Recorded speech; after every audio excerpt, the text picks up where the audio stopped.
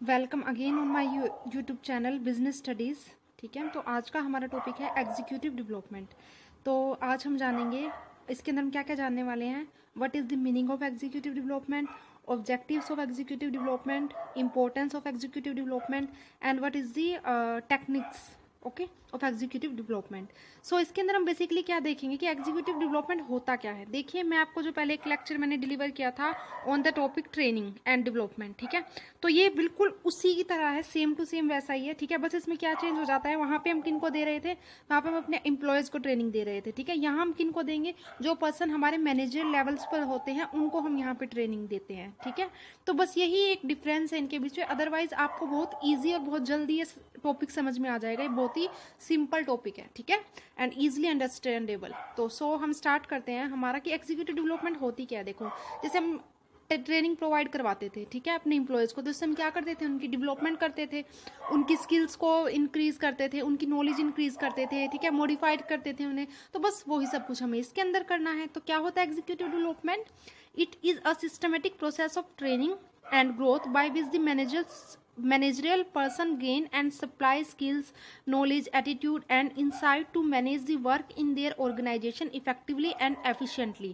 तो क्या कह रही है डेफिनेशन, ये तो वर्डिंग से ही समझ में आ रहा है कि ये एक ट्रेनिंग का प्रोसेस होता है जिसके थ्रू हम क्या करते हैं, उनकी स्किल्स को, नॉलेज को, एटीट्यूड्स को, इनसाइट्स को क्या करते हैं, हम इंक्रीज करते हैं ताकि वो ऑर्गेनाइजेशन के अंदर और भी इफेक्टिवली वर्क कर सके। ठीक है, ताकि उनका और अच्छे से यूटिलाइजेशन हो सके। ठीक है, तो यही हमारा है इसका मीनिंग एग्जीक्यूटिव डेवलपमेंट का। ठीक है, अब इसका उद्देश्य क्या होगा। देखिए, जब हमने जान लिया कि किसी को ट्रेनिंग हम प्रोवाइड करवाते हैं तो उसके उद्देश्य हम इजीली हमारे दिमाग में आ जाते हैं। ठीक है, चाहे हम इसको एक बार पढ़ लें, एक बार में ही दिमाग में आ जाता है। जैसे ऑब्जेक्टिव देखिए इसके क्या क्या है। Availability of right number of manager with effective skills, मतलब कि जो मैनेजर्स हैं, राइट नंबर ऑफ मैनेजर मतलब ना तो ज़्यादा ना कम, जितने की ज़रूरत है उतने ही पर्सन होने चाहिए। ठीक है, विद इफेक्टिव स्किल्स के साथ। यही तो इसका सबसे मुख्य उद्देश्य है कि हम जो हमारे मैनेजर हैं उनकी जो स्किल्स है उनको इम्प्रूव करें, उन्हें और अच्छा बनाए काम करने के लिए। ठीक है, क्योंकि इससे ही हमारी ऑर्गेनाइजेशन को फायदा होगा, इससे ही हमारी ऑर्गेनाइजेशन की ग्रोथ होगी अच्छी। ठीक है, जब हमारा स्टाफ अच्छा होगा, मैनेजर लेवल पे जो लोग हैं वो अपडेट रहेंगे नई नई चीज़ों से, तो हमारी कंपनी जल्दी ग्रोथ करेगी। ठीक है, तो availability of right number of manager with effective skills. Next है to boost the confidence of manager. Basic कि आप अगर किसी को ट्रेनिंग प्रोवाइड करवाते हो, ठीक है, किसी चीज़ की, और वो काम अगर वो बिना ट्रेनिंग के करे तो उसको डर रहता है कि पता नहीं होगा नहीं होगा, गलत होगा सही होगा क्या होगा। ठीक है, लेकिन अगर आप किसी को ट्रेनिंग प्रोवाइड करवा देते हो तो वो उस काम को और भी अच्छे से कर सकता है। ठीक है, to boost the confidence of manager, इससे क्या होता है, उनका कॉन्फिडेंस इंक्रीज होता है, उनके अंदर वो आते हैं कि हाँ हमारे अंदर भी एबिलिटी है, हम भी ये कर सकते हैं ईजिली किसी काम को। ठीक है,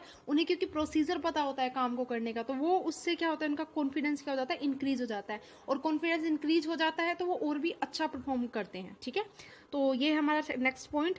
to improve the performance of manager, ये से ही कोरिलेट करता है, जब उनका कॉन्फिडेंस इंक्रीज होगा तो उनकी परफॉर्मेंस ऑटोमेटिकली ही इंक्रीज हो जाएगी। ठीक है, नेक्स्ट है आपका to sustain good performance of managers throughout the career. मतलब sustain good performance of manager मतलब कि हम जो ट्रेनिंग प्रोवाइड करते हैं किसी को भी, ठीक है, वो ये तो नहीं है ना कि आज हमने उसको ट्रेनिंग दी और वो कल भूल जाएगा, ऐसा तो नहीं है। जो उसकी जो परफॉर्मेंस है वो एक उसके जो कैरियर रहेगा, जो कंपनी के अंदर, इस कंपनी में या किसी दूसरी कंपनी में, वो उसके साथ ही चलेगी। ठीक है, जो भी हमने इसको स्किल्स प्रोवाइड करवाई है, जो भी ट्रेनिंग नॉलेज प्रोवाइड करवाई है, वो क्या रहेगी, उसके पूरे कैरियर में उसके साथ रहेगी। ठीक है, तो to sustain the good performance, और इससे जो उसकी परफॉर्मेंस है वो भी हमेशा अच्छी बनी रहेगी। ठीक है, तो that is called next point. ठीक है, तो नेक्स्ट है अपना ऑप्टिमम यूटिलाइजेशन ऑफ रिसोर्सेज। ये तो मैं आपको कई बार बता चुकी हूँ कि जो ऑप्टिमम यूटिलाइजेशन ऑफ रिसोर्सेज है वो तो आप किसी के अंदर ये पॉइंट आप पुट कर सकते हैं। ठीक है, जब भी मैनेजमेंट का वो आएगा तो आप ये जरूर पुट करें, क्योंकि ये जितनी भी ट्रेनिंग हो गया, डेवलपमेंट प्रोग्राम्स हो गए, कोई भी अगर हम प्रोडक्शन से रिलेटेड कोई आंसर लिख रहे हैं तो उनमें सब में ये यूजेबल आता है। क्योंकि हम अगर किसी भी चीज़ की प्लानिंग करते हैं ना, जहाँ भी प्लान वर्ड आ गया तो उससे हम क्या उम्मीद रखते हैं, उससे हम यही उम्मीद रखते हैं, ये हमारा उद्देश्य रहता है कि ऑप्टिमम यूटिलाइजेशन ऑफ रिसोर्सेज हो सके हमारा। ठीक है, इसलिए हम हर चीज़ प्रोवाइड करवाते हैं। ठीक है, सो ये थे ऑब्जेक्टिव। तो एक बार फिर देखो, availability of right number of manager with effective skills. Next है to boost the confidence of manager. Next है to improve the performance of manager, to sustain good performance of manager throughout the career. ठीक है, next है optimum utilisation of resources. अब हम चलते हैं आगे। What is the importance of executive development. तो मेरे हिसाब से अब आप ये इसको ईजिली खुद ही भी लिख पाएंगे, इंपॉर्टेंस उसकी क्या क्या होगी, ठीक है। तो बहुत ही ईजी है, मैं सिर्फ आपको पढ़ के बताऊंगी क्योंकि मैं आपको अच्छे से डिटेल में बता चुकी हूँ ट्रेनिंग एंड डेवलपमेंट के अंदर, ठीक है। Develop intelligent and committed leadership, ठीक है, कि किस चीज़ में हेल्प करती है, इंटेलिजेंट और कमिटेड लीडरशिप में हेल्प करती है, ठीक है। कि जो जिनको हम ट्रेनिंग प्रोवाइड करवाते हैं उनके अंदर कॉन्फिडेंस इंक्रीज होता है, उनकी लॉयलिटी इंक्रीज होती है, ठीक है, ऑर्गेनाइजेशन के प्रति, क्योंकि वो ये सोचते हैं कि हमारा कितना मतलब हमें कितनी अच्छे से हमें फैसिलिटीज़ प्रोवाइड करवाते हैं अपनी स्किल्स को इम्प्रूव करने की, ठीक है। तो develop intelligent and committed leadership. Next है it enables them to update themselves and their knowledge. ये क्या करती है, इसमें भी तो हेल्प करती है ना कि वो अगर हम उनको किसी नई चीज़ आ रही है मार्केट में, ठीक है, और हम उनको उसकी ट्रेनिंग प्रोवाइड करवा रहे हैं तो वो हमेशा अपडेट रहते हैं नई नई चीज़ों से, ठीक है। जैसे कई बार ऑप्शन आता है ना कि अपडेट कर लो अपनी चीज़ों को, मतलब न्यू चीज़ें जो कुछ आई हैं, ठीक है, तो उससे अपडेट रखना, उसमें भी ये बहुत हेल्प करता है। क्योंकि ट्रेनिंग हम नई चीज़ों की तो देंगे ना, जो पहले से एग्जिस्ट है, जो उन्हें आती है, हम उसकी ट्रेनिंग तो देंगे नहीं, हम उस चीज़ की ट्रेनिंग देंगे जो न्यू चीज़ें आ रही है, ठीक है, उनसे न्यू न्यू चीज़ें उन्हें पता चलेगी, नए नए मेथड पता चलेंगे काम करने के, ठीक है। तो it enables them to update themselves and their knowledge। Next है it helps organisation to identify training needs, ठीक है। तो वो किस में हेल्प करती है, ट्रेनिंग नीड को आइडेंटिफाई करने में। तो ये तो अगर हम किसी का मतलब हम ट्रेनिंग किससे प्रोवाइड करवाएंगे, जब हमें ये लगेगा कि किसी के अंदर कोई वीकनेस है, ठीक है, और ये किससे पता चलती है, हमें इन प्रोग्राम से ही पता चलती है। क्योंकि हम क्या देते हैं, कई बार हम देखो केस स्टडी दे दें किसी को, ठीक है, कि आप इसका सोल्यूशन निकाल के लाओ इस प्रॉब्लम का, तो इससे हमें पता चल जाएगा कि वो इंसान कहाँ एग्जिस्ट करता है और किस तरीके की ट्रेनिंग हमें उसे प्रोवाइड करवानी है, ठीक है। तो ये क्या करती है, it helps organisation to identify training needs. Next है it gives an opportunity of introspection. Introspection क्या होता है, इंट्रोस्पेक्शन होता है अपना खुद का एनालिसिस करना, ठीक है, अपनी वीकनेस अपनी स्ट्रेंथ को देखना, दैट इज कॉल्ड इंट्रोस्पेक्शन, ठीक है। अपने अंदर देखना कि हमारे अंदर क्या कमी है, क्या वीकनेस है, ये सब कुछ हमें पता चल जाती है, ठीक है। जब भी हमारे कोई टेस्ट होते हैं, जैसे हम टेस्ट किस लिए देते हैं, यही तो देखते हैं कि हमारी क्या कमी है हमारे अंदर, ठीक है, और किस चीज़ को हमें इंप्रूव करना है, दैट इज कॉल्ड इंट्रोस्पेक्शन। तो it gives an opportunity of introspection, अपनी वीकनेस और स्ट्रेंथ जानने की अपॉर्चुनिटी भी ये क्या करता है, प्रोवाइड करवाता है। नेक्स्ट है it helps in T group formation. देखो टी ग्रुप किस टाइप के ग्रुप होते हैं, बेसिकली कंसल्टिंग ग्रुप होते हैं, ठीक है। तो एक ग्रुप बना दिए जाते हैं ताकि जो मैनेजर्स हैं, जो भी हमारे एग्जीक्यूटिव्स हैं, उनका जो मोटिवेशन लेवल है वो हमेशा बूस्ट रहे, ठीक है। उसके लिए कुछ कंसल्टिंग ग्रुप हो गए, कुछ मोटिवेशनल ग्रुप हो गए, बना दिए जाते हैं, ठीक है। नेक्स्ट है it enables the manager to get enlightened in the technical developments, ठीक है। इसमें भी हेल्प करता है कि क्या क्या टेक्नोलॉजिकल डेवलपमेंट हो रही है हमारे ऑर्गेनाइजेशन के अंदर, इससे क्या होता है मैनेजर उसके साथ फैमिलियर हो जाते हैं जो भी टेक्निकल डेवलपमेंट हो रही है। नेक्स्ट है it facilitate to wipe out misunderstanding and unrealistic grievances, ठीक है। तो ये क्या हेल्प करता है, जैसे कई होते हैं पर्सन, ठीक है, कि उन्हें कोई काम नहीं आ रहा क्योंकि उन्हें अच्छी ट्रेनिंग नहीं प्रोवाइड हुई, उन्हें वो काम इसलिए नहीं आ रहा, लेकिन उनके मन में क्या जाता है, उनका जो कॉन्फिडेंस लेवल है वो डाउन हो जाता है और वो ये सोचते हैं कि ये काम हम कर ही नहीं सकते, ठीक है, क्योंकि उन्हें उसको करने का मेथड नहीं पता, इसलिए वो काम उन्हें बहुत ही हार्ड लग रहा है। उन्हें लग रहा है कि बहुत जैसे कि हम ही है, मान लो हमारे पास कोई बुक दे दी है हमें, ठीक है, अगर हमें उसे टीचर हमें कोई वो पढ़ाए बुक तो हमें जल्दी समझ में आता है और हम उसको जल्दी कर सकते हैं, लेकिन अगर वो किसी टीचर के बिना हम उस काम को करेंगे तो फिर हमें वो चीज़ बहुत ही भारी लगेगी और उसको समझने में भी टाइम ज़्यादा लगेगा, इससे हमारा कॉन्फिडेंस डाउन होगा, ठीक है। लेकिन जब हम वही चीज़ किसी टीचर से समझते हैं तो हमें लगता है कि वाह ये तो कितनी ईजी है और हम इसको कितना ईजिली कर पा रहे हैं, ठीक है। तो that is called it facilitate to wipe out misunderstanding and unrealistic grievances, ठीक है। तो इनको दूर करने में भी ये हेल्प करता है। Next helps in building an executive inventory. अब इन्वेंट्री क्या होती है, इन्वेंट्री स्टॉक होती है ना जिसको हम फ्यूचर में यूज करते हैं, ठीक है, कोई भी हम स्टॉक कर लेते हैं चीज़ों को फिर हम उसको धीरे धीरे करके बाहर निकालते हैं। तो इसी तरीके से ये क्या करती है, ये एग्जीक्यूटिव इन्वेंट्री बना देती है, मतलब हमारे पास एक ऐसा स्टॉक जो अपने जो फ्यूचर में जो भी इसके सामने चैलेंजेस आएगा वो उसको फेस करने के लिए क्या होगा, उसके पास वो स्किल होगी, उसके पास एबिलिटी होगी, कैपेसिटी होगी, ठीक है, जो भी इसके सामने चैलेंज आएगा तो वो एक तरह इन्वेंट्री की तरह यूज होगा, ठीक है। जिसके सामने कोई भी चैलेंज आए वो उसको फेस करने के लिए पहले से ही प्रिपेयर हो चुका होगा, ठीक है, हम उसको सिखा देते हैं। That is the help in building an executive inventory. Next है it initiate an organisational renewal process in the organisation. अच्छा, रिन्यूअल प्रोसेस किस लिए बोल रहा है कि नवीनीकरण होता है जो रिन्यूअल, ठीक है, तो वो कैसे होता है ऑर्गेनाइजेशन के अंदर। अब हम देखो हमारे जो इम्प्लॉयज़ हैं, ठीक है, एग्जाम्पल लेते हैं, तो हमारे इम्प्लॉयज़ हैं तो वो इम्प्लॉयज़ हमारे काम कर रहे हैं, ठीक है, पहले तो उनके पास पहली स्किल्स है, पहली टेक्नोलॉजी है, तो वो उसी तरीके से जो आउटडेटेड सिस्टम है उससे ही काम कर रहे हैं, लेकिन जैसे ही हम उन्हें ट्रेनिंग प्रोवाइड करवाएंगे तो उनकी स्किल्स इंप्रूव होगी, ठीक है, वो नई नई टेक्नोलॉजीज़ को यूज़ करेंगे, वो नए नए मेथड्स को यूज़ करेंगे, ठीक है। तो ये इसमें हेल्प करता है, तो इससे हमारे जो ऑर्गेनाइजेशन है उसका भी रिन्यूअल होगा ना मेंस के साथ, क्योंकि वो भी उसके अंदर भी नई नई चीज़ें आएंगी, ठीक है, वो नई नई चीज़ों को यूज़ करना सीखेंगे। तो ये हो गया हमारा it initiate an organization it helps in building an executive inventory. It initiate an organizational renewal process in the organization, develop an organizational commitment in individual executive and managers, ठीक है। तो ये इसको भी डेवलप करती है कि जो कमिटमेंट है किसी भी एग्जीक्यूटिव की, मैनेजर की ऑर्गेनाइजेशन के प्रति, उसको वो और स्ट्रेंथन करती है, ठीक है। तो ये थे हमारे कुछ पॉइंट्स, एक बार फिर से देख लो आप। फर्स्ट है develop intelligence and committed leadership. It enables them to update themselves and their knowledge. It helps organization to identify training needs. It gives an opportunity of introspection. It helps in T group formation, means consulting group. It enables the manager to get enlightened in the technical development. It facilitates to wipe out misunderstanding and unrealistic grievances. Helps in building an executive inventory. It initiates an organization renewal process. Develop an organization commitment in individual executive and manager.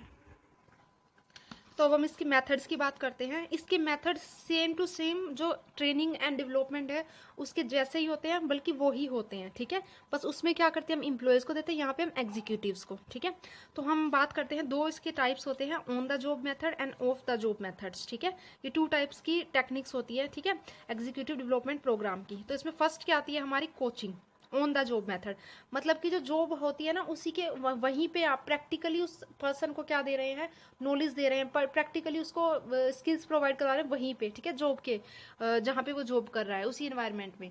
तो ये थी on the job method, ठीक है। तो पहला है coaching. Coaching क्या क्या कौन देगा, जो हम सीनियर्स ऑफिसर्स होते हैं, ठीक है, वो क्या करते हैं, वो कोचिंग प्रोवाइड करवाते हैं अपने जो जूनियर ऑफिसर्स हैं, उनको मेथड बताते हैं कि इस काम को किस तरीके से वो इजीली कर सकते हैं, उनका कॉन्फिडेंस बूस्ट करते हैं, ठीक है, उनको जो प्रॉब्लम है उसको सोल्व करने में उनकी हेल्प करते हैं। तो पहला तो आ गया हमारा कोचिंग। नेक्स्ट है आपका अंडर स्टडी। अंडर स्टडी मतलब कि वो उन्हें कुछ केसेस दे देते हैं, ठीक है, या वो उनके अंदर जो उनके भी जो भी बॉस हैं, जो भी सीनियर हैं, ठीक है, उनके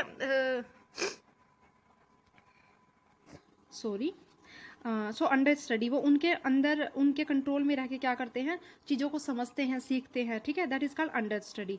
नेक्स्ट है पोजीशन नोटेशन। अब पोजीशन नोटेशन मैंने आपको बताया था ना पहले भी ट्रेनिंग एंड डेवलपमेंट के अंदर कि क्या करते हैं हम, उस किसी भी जैसे मैनेजर है उसको अलग अलग पोजिशंस पे उसको ट्रांसफ़र करते रहते हैं, ठीक है, ताकि वो नई नई नॉलेज, स्किल्स, एक्सपीरियंस वो कर सके, ठीक है, किस तरीके से कौन सी प्रॉब्लम को हैंडल करना है, ठीक है। तो इस तरीके से हम क्या कर सकते हैं, उसकी पोजीशन को रोटेट करते रहते हैं, ठीक है, विद इन और इंट्रा और इंट्रो ट्रांसफर हम इसका करते रहते हैं, ठीक है, that is called position rotation. Next है special project for task force. अब हम क्या करते हैं, किसी को भी हमें अब किसी को ट्रेनिंग प्रोवाइड करवानी है तो हमें उसका टेस्ट लेना है कि उस पर्सन के अंदर कितनी एबिलिटी है, ठीक है, और उसकी एबिलिटी को डेवलप करने के लिए हम क्या दे देते हैं, उसको कुछ प्रोजेक्ट्स दे देते हैं और कहते हैं कि आप इन प्रोजेक्ट्स के ऊपर काम करो। एक स्पेशल प्रोजेक्ट हम उसको देते हैं, कहते हैं इसके अंदर जो जो प्रॉब्लम्स है आप वो बताओ, जो जो उसके सोल्यूशन हो सकते हैं आप उनको निकालने की कोशिश करो, क्योंकि जो भी चीज़ हम खुद से करने की कोशिश करते हैं वो चीज़ हमें जल्दी समझ में आती है, ठीक है। तो इसलिए कोई भी पर्टिकुलर प्रोजेक्ट दे दिया जाता है उसी फील्ड से रिलेटेड जिसका वो पर्सन है, ठीक है, फिर वो क्या करता है, वो उसके ऊपर अच्छे से केस स्टडी करता है, उसको पढ़ता है, समझता है, और वो फिर उसके सॉल्यूशंस देता है, ठीक है। जब वो उसके सॉल्यूशन देता है और उसको जब अच्छे सॉल्यूशन देगा तो उसकी तारीफ होगी, तो उससे क्या होगा, उसका कॉन्फिडेंस भी बूस्ट होता है। तो ये है special project for task force. Next है कमेटी असाइनमेंट। कमेटी असाइनमेंट मतलब वेरियस कमिटीज़ बना दी जाती है, जैसे कि कॉलेजेस में बना दी जाती है कि उसमें क्या करते हैं, हम कुछ ग्रुप ऑफ पर्सन्स को इंक्लूड कर लेते हैं, ठीक है, वहाँ पे हम उनको क्या देते हैं, कुछ असाइनमेंट देते हैं कि आप इनके ऊपर डिस्कशन करो और इसी चीज़ का सोल्यूशन निकाल के दो, ठीक है। तो वो जो ग्रुप डिस्कशन से वो लोग अपनी बातचीत करके न्यू न्यू आइडिया जनरेट होते हैं, ठीक है, तो ब्रेनस्टॉर्मिंग भी बोलते हैं हम उसको। तो उस तरीके से वो क्या करते हैं, अपनी असाइनमेंट को कंप्लीट करते हैं और ये भी बहुत हेल्प करता है उनकी, ठीक है। तो क्या क्या थे on the job training method, coaching है, बहुत ईजी है, understudy, position notation, special project for task force and committee assignments. Next है off the job training method. अब हम इनकी बात कर रहे हैं। Off the job training method मतलब कि आपको जो ट्रेनिंग है वो वहाँ नहीं मिल रही, ठीक है, जहाँ पे आपको जॉब करनी है वो वहाँ नहीं मिल रही, वो आपको प्रैक्टिकली नहीं मिल रही, वो आपको वर्चुअली मिल रही है, ठीक है। फर्स्ट है स्पेशल कोर्सेज। तो कुछ जो ऑर्गेनाइजेशन होती है वो क्या करती है अपने बूस्ट करने के लिए, ठीक है, वो कुछ लेक्चरर्स को रखती है कि वो जो उनके एम्प्लॉयज़ हैं उनको जो स्पेशल कोर्स बनाती है कुछ कंपनीज अपने खुद के, तो वो उनको फिर प्रोवाइड करवाती है, ठीक है, जो भी न्यू आते हैं वहाँ पे, ठीक है, या जो भी है वहाँ पे जिनको ज़रूरत है, तो उनको स्पेशल कोर्सेज या तो वो किसी एजुकेशनल इंस्टीट्यूशन के थ्रू या तो वो किसी अपने खुद के कोर्सेज होते हैं उन ऑर्गेनाइजेशंस के, ठीक है। तो ये हो गए स्पेशल कोर्सेज, इनके द्वारा क्या होती है उनकी स्किल्स को डेवलप करने की कोशिश करते हैं, ठीक है। नेक्स्ट आपका केस स्टडी। केस स्टडी भी यही होता है कि कोई पर्टिकुलर प्रॉब्लम है हम उसको अच्छे से पढ़ें, उसका हर हर उससे देखें हम उसको, ठीक है, तो उसका हर एस्पेक्ट देखे कि हर एस्पेक्ट से देखे, मतलब कि क्या इसकी क्या इसके अंदर प्रॉब्लम है, क्या क्या सोल्यूशन हो सकते हैं, ठीक है। तो मतलब एक अच्छे से एनालाइज करना किसी चीज़ का, that is called case study. तो इससे भी क्या होता है, बहुत हेल्प होती है उनकी ऑफिसर्स की, ठीक है, किसी प्रॉब्लम को सोल्व करने में। नेक्स्ट है कॉन्फ्रेंस। कॉन्फ्रेंस आपको पता ही है, मीटिंग हॉल की तरह होता है, जैसे मीटिंग में जाते हैं तो वहाँ डिस्कशन करते हैं, वो डिस्कशन किसके अंदर होते हैं, किसी सीनियर ऑफिसर के अंडर होती है, ठीक है। तो वो वहाँ पे जो सीनियर होता है वो उसके कंट्रोल में होती है और सब लोग अपने अपने व्यूज़ देते हैं, ठीक है। तो ये होती है हमारी कॉन्फ्रेंस। Next role playing.